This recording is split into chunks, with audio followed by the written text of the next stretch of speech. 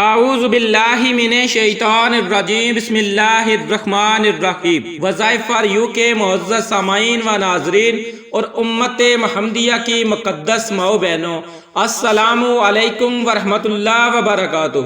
ہم امید کرتے ہیں کہ آپ اللہ تبارک و تعالیٰ کے فضل و کرم سے خیر و عافیت سے ہوں گے، اور دعا گو ہوں کہ اللہ تبارک و تعالیٰ آپ کو ہر وہ نعمت عطا فرمائے جس میں آپ کے لیے دنیا و آخرت کی بھلائی ہو، صحت و تندرستی ہو، خیر و برکت ہو، خوشحالی ہو، سکون ہو، عزت و راحت ہو، اور اللہ پاک آپ کو اپنے سوا کسی کا محتاج نہ بنائے، آمین ثم آمین۔ معزز سامعین، آج میں آپ کی خدمت میں ایک بہت ہی خاص، مجرب اور طاقتور عمل لے کر حاضر ہوا ہوں۔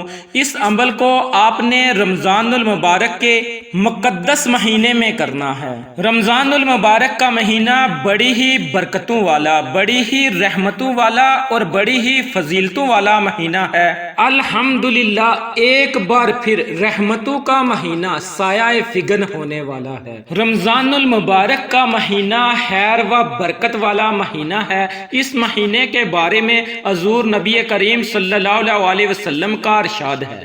حضرت ابو ہریرہ رضی اللہ تعالی عنہ سے روایت ہے کہ رسول صلی اللہ علیہ وسلم نے فرمایا کہ جب رمضان کی پہلی رات ہوتی ہے تو شیاطین اور سرکش جنات قید کر دیے جاتے ہیں اور دوزخ کے سارے دروازے بند کر دیے جاتے ہیں، پھر اس کا کوئی دروازہ کھلا نہیں رہتا، اور جنت کے تمام دروازے کھول دیے جاتے ہیں، پھر اس کا کوئی دروازہ بند نہیں رہتا، اور اعلان کرنے والا فرشتہ یہ اعلان کرتا ہے کہ اے بھلائی یعنی نیکی و ثواب کے طلبگار، اللہ تعالیٰ کی طرف متوجہ ہو جا، اور اے برائی کا ارادہ رکھنے والے برائی سے باز آ جا، کیونکہ اللہ تعالیٰ لوگوں کو آگ سے آزاد کرتا ہے۔ یعنی اللہ تعالیٰ اس ماہ مبارک کے وسیلے میں بہت لوگوں کو آگ سے آزاد کرتا ہے، اس لیے ہو سکتا ہے کہ تو بھی ان لوگوں میں شامل ہو جائے۔ اور یہ اعلان رمضان کی ہر رات میں ہوتا ہے۔ بحوالہ ترمذی و ابن ماجہ۔ رمضان المبارک کا مہینہ خیر و برکت کا مہینہ ہے۔ مسلمان کو مسلمان بن کر اپنے اعمال کو اللہ تعالیٰ کی خوشنودی کے مطابق ڈالنے کا مہینہ ہے۔ دولت مند کو اپنی دولت مندی کے ذریعے اللہ کو راضی و خوش کرنے کا، اور غریب کو اپنی غریبی کے باوجود نیک اعمال کرنے کا مہینہ ہے۔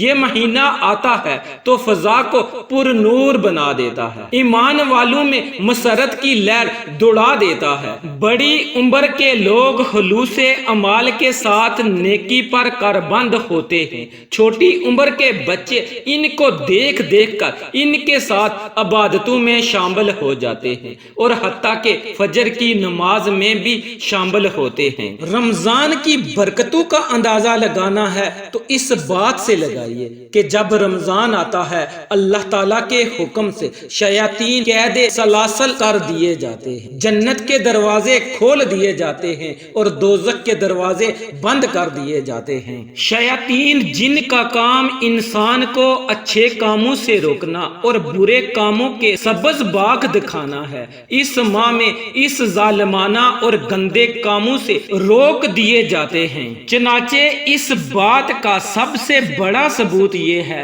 کہ اس ماہ رمضان میں اکثر گناہگار لوگ گناہوں سے بچتے ہیں اور اللہ تعالیٰ کی طرف متوجہ ہوتے ہیں۔ لیکن سوچنے کی بات یہ ہے کہ کیا ہر شخص جو رمضان پالے اور کسی طرح بھی گزار دے، کیا وہ اس کی برکتوں سے مستفید ہو جاتا ہے؟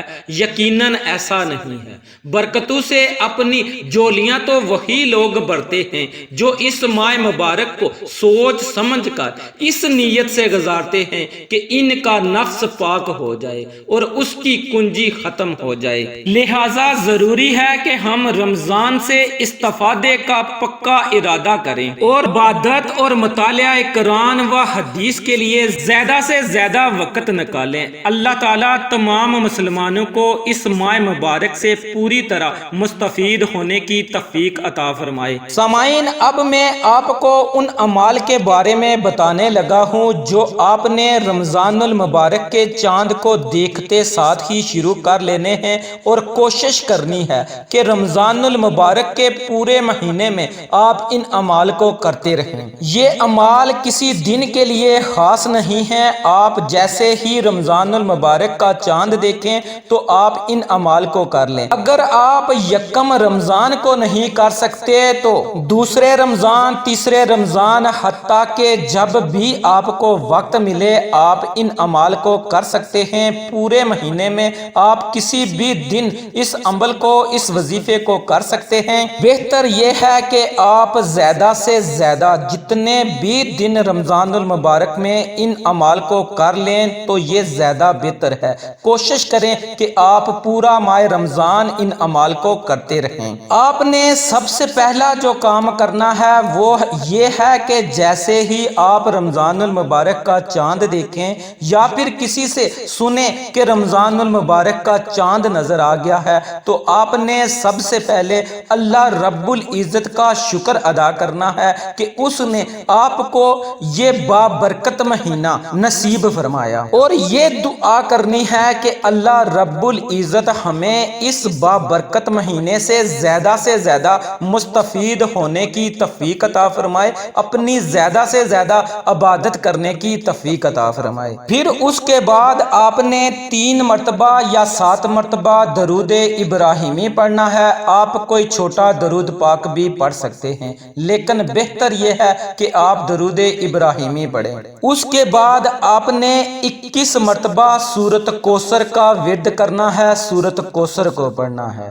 جب آپ 21 مرتبہ سورۃ کوثر کو پڑھ لیں تو پھر آپ نے ایک تسبیح کے برابر یعنی کہ 100 مرتبہ آپ نے سبحان اللہ و بحمدہ سبحان اللہ العظیم کا ورد کرنا ہے۔ جب آپ 100 مرتبہ سبحان اللہ و بحمدہ سبحان اللہ العظیم کا ورد کر لیں تو آخر میں پھر آپ نے 3 مرتبہ یا 7 مرتبہ درود پاک پڑھنا ہے، اور کوشش کرنی ہے کہ اس عمل کو آپ رمضان المبارک میں روزانہ نماز عشاء اور تراویح ادا کرنے کے بعد کر لیں، یا پھر آپ اس عمل کو روزانہ سحری کے وقت کر لیں۔ یہ آپ کی اپنی مرضی ہے کہ آپ سحری کے وقت کر لیں یا پھر نماز عشاء اور تراویح ادا کرنے کے بعد آپ اس عمل کو کر لیں۔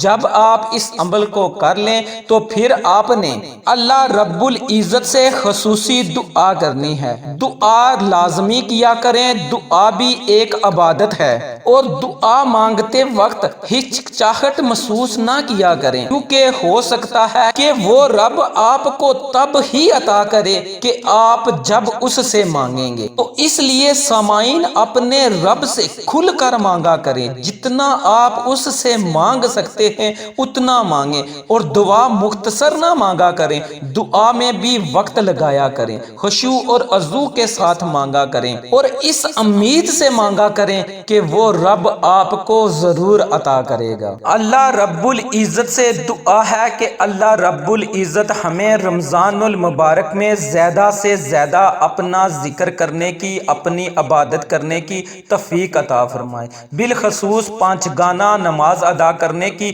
توفیق عطا فرمائے، اور زیادہ سے زیادہ قرآن پاک کی تلاوت کرنے کی توفیق عطا فرمائے۔ اور جن بہن بھائیوں اور دوستوں نے کمنٹس میں دعا کے لیے کہا ہے، اللہ رب العزت سے دعا ہے کہ مولا تو سب کی حاجتوں، تو سب کی ضرورتوں کو اچھی طرح سے جانتا ہے۔ مولا جس نے جس ضرورت، جس حاجت کے لیے دعا کی ہے، مولا تو ان سب کی دعاؤں کو قبول شرفیت کا اعزاز عطا فرما، ان کی ہر جائز دعا کو قبول فرما، اور ہم سب کو صراط المستقیم پر چلنے کی توفیق عطا فرما، آمین ثم آمین۔ ویڈیو اچھی لگے تو لائک کریں، شیئر کریں، چینل کو سبسکرائب کریں، اور ساتھ موجود بیل کے آئیکن کو پریس کر کے آل نوٹیفیکیشن کو آن کریں تاکہ میری ہر نئی ویڈیو کی اپ ڈیٹ آپ تک بآسانی سے پہنچ سکے۔ انشاءاللہ کسی نئے وظیفے اور اچھی معلومات کے ساتھ آپ کی خدمت میں حاضر ہوں گے۔ تب تک کے لیے اللہ نگہبان۔